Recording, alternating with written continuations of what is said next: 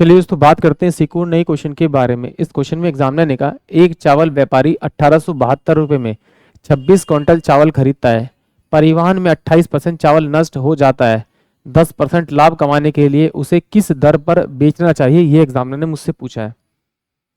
तो यहाँ पर क्या देखा एग्जामिनर ने कि 26 क्विंटल खरीद के कितने मिला है 1872 रुपये में, यानी कि ये 1872 रुपये जो है वो 26 क्विंटल की क्रय मूल्य है। अब एग्जामिनर कह रहा है कि जब रास्ते में लाया उसमें से ना 28% चावल नष्ट हो गया, यानी कि इसका 28% निकाल के इसमें से माइनस करूंगा तो रिमेनिंग बचेगा। इससे अच्छा मैं डायरेक्ट 72% निकाल दूंगा इसका, तो मेरे पास में अब उसके पास रिमेनिंग चावल बचेगा कि इतना चावल है।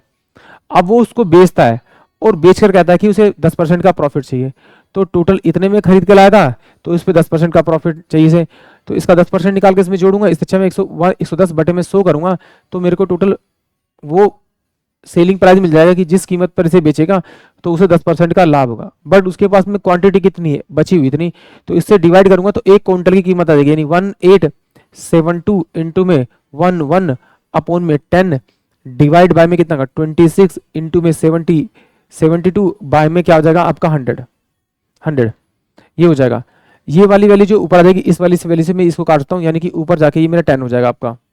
ये वाली वैल्यू जाके ऊपर चल जाएगी आपकी, ये मेरी साथ में रहेगी। तो 18 दूनी 18 18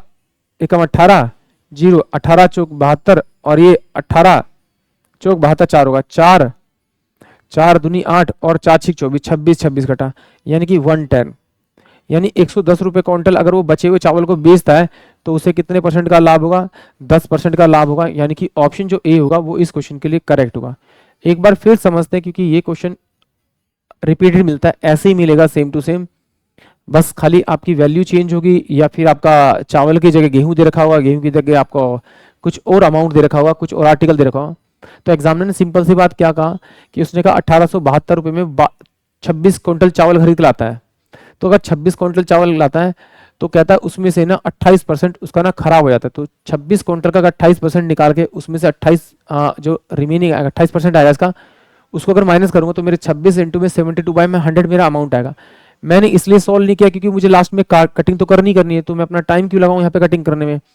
फिर ये कह रहा है कि नहीं, ये जो 1872 में आपने खरीदा था ये इसको बेचेगा 10% के लाभ पे, तो मैंने इसका 10% निकाला, इसमें जोड़ा तो मेरे पास में जो अमाउंट आया 1872 इंटू में 110 बाय में 100 आ गया, यानी कि ये टोटल सेलिंग पर आ जाएगा, मतलब इतने ही अमाउंट में उसको बेचना है। जब तक वो इस अमाउंट में नहीं बेचेगा तो उसे 10% का लाभ नहीं होगा। तो टोटल सेलिंग प्राइस क्या है इतना, और टोटल जो बची हुई क्वांटिटी डिवाइड करूंगा तो उसे अब अपने उस रेट में बेचना पड़ेगा जिससे उसे किससे 10% का प्रॉफिट होगा। तो वो रेट क्या होगा 110